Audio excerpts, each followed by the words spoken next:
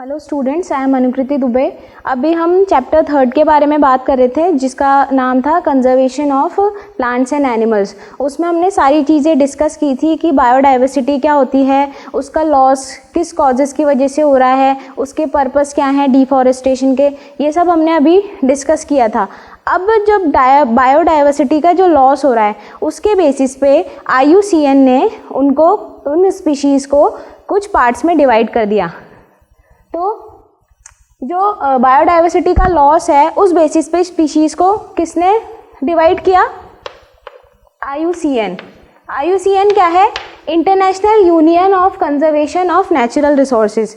इसने उनको कुछ स्पीशीज़ को अलग अलग टाइप्स में डाल दिया ताकि उस बेसिस पे पता लग सके कि कौन सी बायोडाइवर्सिटी किस हाल में चल रही है। तो उसके हिसाब से फर्स्ट कौन सी है?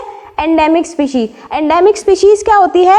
जो एक्सक्लूसिवली सिर्फ एक पर्टिकुलर एरिया में ही पाई जाती है। जैसे कि वाइल्ड मैंगो हो गया। वाइल्ड मैंगो जो है वो पचमणी बायोस्फीयर रिजर्व में ही पाया जाता है सिर्फ, उसके अलावा वो पूरे वर्ल्ड में कहीं नहीं मिलता, इसलिए वो किस में आता है? एंडेमिक स्पीशीज में। सेकंड क्या है? एक्सटिंक्ट। एक्सटिंक्ट स्पीशीज क्या होती हैं? Species which once exist now flourished. Species वो वाली स्पीशीज़ एग्जिस्ट में आती है जो एक टाइम पे थी लेकिन अब वो पूरी तरह से फ्लरिश हो चुकी है due to deforestation and all. इसकी वजह से क्या हो रहा है? स्पीशीज़ धीरे धीरे करके एक्सटिंक्ट हो रही हैं। उसके बाद थर्ड क्या है? इंडेंजर्ड। इंडेंजर्ड में कौन सी स्पीशीज़ आती हैं? जो एक्सटिंक्ट की कैटेगरी में धीरे धीरे आने वाली, यानी कि उसमें ऐसी स्पीशीज़ डाली गई हैं जो बहुत कम रह गई हैं और वो भी थोड़े ही टाइम में एक्सटिंक्ट होने वाली है, यानी कि पूरी तरह से फ्लरिश होने वाली है। फोर्थ क्या है? वल्नरेबल। वल्नरेबल स्पीशीज़ कौन सी होती हैं? Species which are going to come in endangered. इसमें वो स्पीशीज़ आती हैं जो इंडेंजर्ड कैटेगरी में आने वाली है। इंडेंजर्ड कैटेगरी कौन सी थी? जो स्पीशीज़ अब बहुत कम रह गई हैं और थोड़े ही टाइम में पूरी तरह से ख़त्म हो जाएंगी। तो वल्नरेबल स्पीशीज़ वो हैं जो थोड़े टाइम में इंडेंजर्ड की कैटेगरी में आएंगी। फिफ्थ क्या दे रखा है? रेयर। रेयर स्पीशीज़ वो हैं जो बहुत ही कम पॉपुलेशन में बची हैं, बहुत ही रेयर स्पीशीज़ हैं जो बहुत ही स्मॉल पॉपुलेशन में बची हैं सिर्फ, और कहीं कहीं पे ही सिर्फ वो स्पीशीज़ हैं और बहुत ही स्मॉल पॉपुलेशन में हैं। सिक्स क्या है? थ्रीटन। थ्रीटन क्या है? जो भी स्पीशीज़ हैं जैसे कि एक्सटिंक्ट, इंडेंजर्ड, वल्नरेबल और रेयर, ये सारी स्पीशीज़ जो भी खतरे में है ख़त्म होने के, जो भी बायोडाइवर्सिटी की स्पीशीज़ इसमें आती हैं जो भी ख़त्म होने के उस पे है, वो सारी स्पीशीज़ थ्रीटन के अंदर रखी गई है। और ये सारी स्पीशीज़ डिवीज़न किसने किया है इनका? International union of conservation of natural resources ने। अब देखिए स्पीशीज़ जो कि कैटेगरी में आ रही है एक्सटिंक्ट, इंडेंजर्ड, वल्नरेबल, रेयर की स्पीशीज़ में जो इनको IUCN के द्वारा डाला गया है, लेकिन उसका कारण क्या है? क्यों उनको डालने की ज़रूरत पड़ रही है अलग अलग स्पीशीज़ में? क्यों वो ख़त्म हो रही हैं? क्यों एक्सटिंक्ट होती जा रही हैं? और क्यों उनका जो है डिप्लीशन हो रहा है? तो देखते हैं, उसके बहुत सारे कारण हैं, उनमें से कुछ कारण हैं जो यहाँ पे डिस्कस करते हैं हम। पहला कारण क्या हो सकता है? सबसे कॉमन हंटिंग। हंटिंग जो हो रही है जब ह्यूमंस के द्वारा उनका शिकार होता है वाइल्ड लाइफ का, किसी भी चीज़ का, जैसे कि डियर हो गया, लायन हो गया, कुछ कुछ चीज़ों के लिए, जैसे कि उनकी स्किन या फिर किसी उनके मीट के लिए या फिर उनके टीथ्स के लिए, इन सब के लिए उनकी जो हंटिंग हो रही है उसकी वजह से क्या हो रहा है? डिप्लीशन आ रहा है। और एक दिन ऐसा होएगा जब बायोडाइवर्सिटी यानी कि उसकी जो स्पीशीज़ हैं वो वाइल्ड लाइफ की, वो धीरे धीरे करके एक्सटिंक्ट हो जाएंगी। दूसरा क्या है? Destruction of natural habitat. Deforestation हमने पढ़ा था कि लार्ज स्केल पे ट्रीज़ को कट किया जाता है, उसकी वजह से क्या होता है? वहाँ पे रहने वाली जो स्पीशीज़ हैं जैसे कि प्लांट्स हो गए या एनिमल्स हो गए, यहाँ पे हम बात कर रहे हैं वाइल्ड लाइफ की, तो एनिमल जो हैं वो वहाँ पर जो रह रहे हैं, वो जो प्लांट से न्यूट्रिशन लेते थे वो सारा न्यूट्रिशन उनका ख़त्म हो गया क्योंकि ट्रीज़ वहाँ से डिफॉरेस्ट कर दिए गए। इसकी वजह से क्या होगा? धीरे धीरे करके जब उनको न्यूट्रिशन नहीं मिलेगा तो धीरे धीरे करके क्या होगा? वो डिस्ट्रॉय होते चले जाएंगे। तो इसीलिए कारण क्या हो गया? Destruction of natural habitat. Third क्या है? Forest fire. छोटी सी गलती की वजह से जब फॉरेस्ट फायर लग जाती है बड़ी बड़ी, तो पूरा का पूरा एरिया जो है वो फॉरेस्ट फायर कवर कर लेती है। उसकी वजह से क्या होता है? जो वहाँ पे रहने वाली जो स्पीशीज़ हैं वो सब भी बर्न हो सकती हैं उसकी वजह से, तो वो भी एक कारण है एक्सटिंक्शन का। फोर्थ क्या है, ह्यूमन इग्नोरेंस। अब ये सब जो भी हो रहा है ये सिर्फ चलता जा रहा है, इस पे कोई ध्यान नहीं दे रहा है, ना इसके लिए कोई अवेयरनेस प्रोग्राम बन रहा है कि इनको कम करा जाए, हंटिंग को कम करा जाए, फॉरेस्ट फायर को कम करा जाए, किसी को कुछ बोला नहीं जा रहा। इस वजह से एक स्टेप इसमें ह्यूमन इग्नोरेंस भी आ रहा है। फिर फिफ्थ क्या है, international trade off animal products. इसमें क्या कर रहे हैं, जो एनिमल के जो प्रोडक्ट्स हैं, जो जैसे जिस एरिया में, इंडिया में सबसे ज़्यादा जो एनिमल प्रोडक्ट्स मिल रहे हैं, तो इंटरनेशनली उनको ट्रेड किया जा रहा है। इस वजह से क्या हो रहा है, उनकी ग्रोथ हो रही है, डेवलपमेंट हो रहा है कंट्री का। लेकिन इस वजह से हो क्या रहा है, जो एनिमल्स हैं जिनसे वो प्रोडक्ट लिया जा रहा है वो पूरी तरह से डिस्ट्रॉय होते जा रहे हैं धीरे धीरे करके, क्योंकि उनसे जो भी प्रोडक्ट लिया जाता है इस वजह से उनको किल करना पड़ता है। तो इस वजह से वो एक्सटिंक्ट की कैटेगरी में आ जाते हैं या रेयर की कैटेगरी में आ जाते हैं। तो इससे डिप्लीशन हो रहा है वाइल्ड लाइफ का। फिर क्या है, सिक्स क्या है, ओवर एक्सप्लॉयटेशन।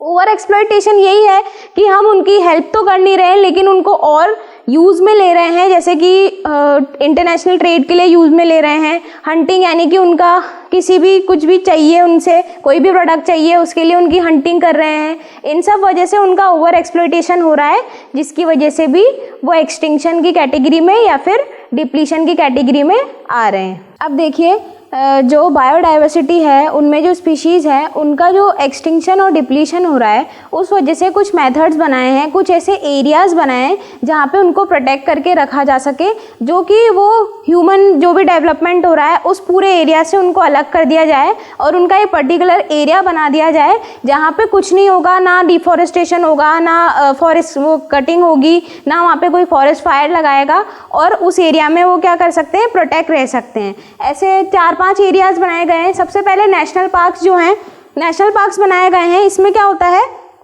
वाइल्ड लाइफ को प्रोटेक्ट करके रखा जाता है और ये किसी भी प्राइवेट ओनरशिप में नहीं होता, यानी कि ये गवर्नमेंट का होता है और इसमें कोई भी प्राइवेट ओनरशिप नहीं होती। अगर प्राइवेट ओनरशिप नहीं होगी तो ना कोई कटिंग कर पाएगा, ना ही कैटल की ग्रेजिंग होगी और ना ही कोई भी एग्रीकल्चर करेगा उस एरिया में।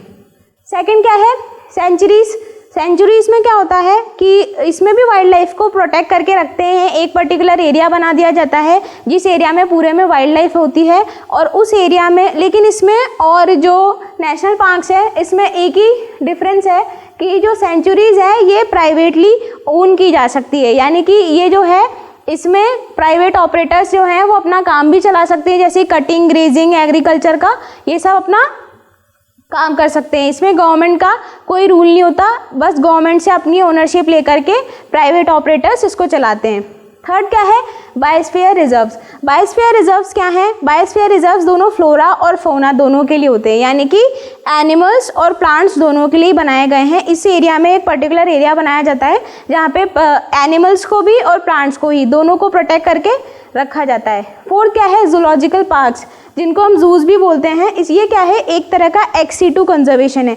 एक्स सिटू कंजर्वेशन क्या है, जो एनिमल्स का नेचुरल हैबिटेट होता है, जहाँ पे वो हैं, जैसे कि फॉरेस्ट में रह रहा है कोई टाइगर, तो उसको वहाँ से निकाला जाता है और एक ऐसा एरिया बनाया जाता है जो उसके फॉरेस्ट में जो उसका हैबिटेट है बिल्कुल वैसा है और उसको वहाँ पे रखा जाता है और ये यूज़ में आता है पब्लिक एग्जीबिशन के।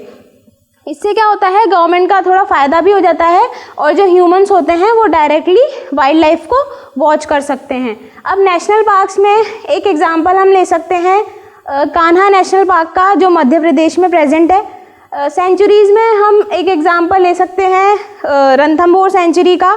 थर्ड है बायोस्फीयर रिजर्व। बायोस्फीयर रिजर्व में हम ले सकते हैं नीलगिरी बायोस्फीयर रिजर्व, और जूलॉजिकल पार्क्स तो बहुत सारे पूरे इंडिया में हर जगह प्रेजेंट है।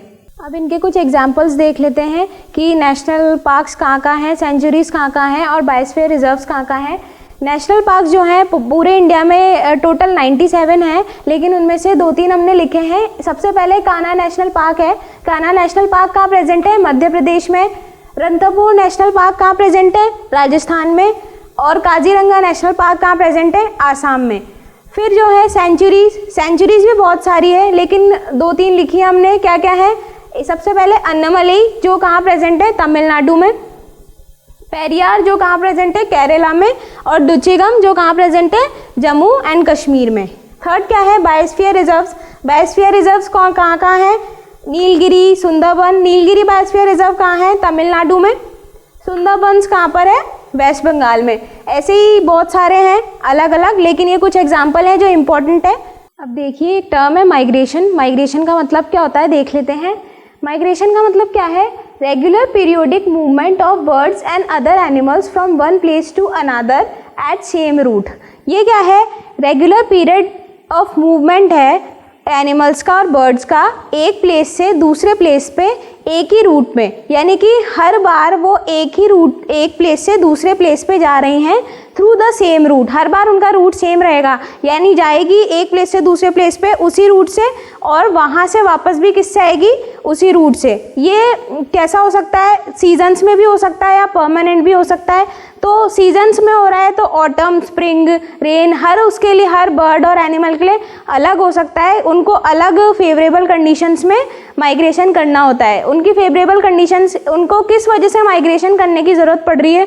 फूड, शेल्टर या ब्रीडिंग, इन सब के लिए उनको माइग्रेट करना पड़ता है। यानी कि अगर एक जगह पे फूड की कमी हो गई है, शॉर्टेज हो गई है, तो वो माइग्रेट करेंगी और जहाँ पे ज़्यादा फूड प्रेजेंट होगा, जहाँ पे ज़्यादा अच्छा शेल्टर होगा, उस एरिया में मूव कर जाएंगी। क्योंकि अगर कोई बर्ड है उसको एक एरिया में ज़्यादा, जब स्प्रिंग आती है वो उसके लिए फेवरेबल कंडीशन नहीं है, तो वो वहाँ मूव करेगी जहाँ उसकी फेवरेबल कंडीशन होगी।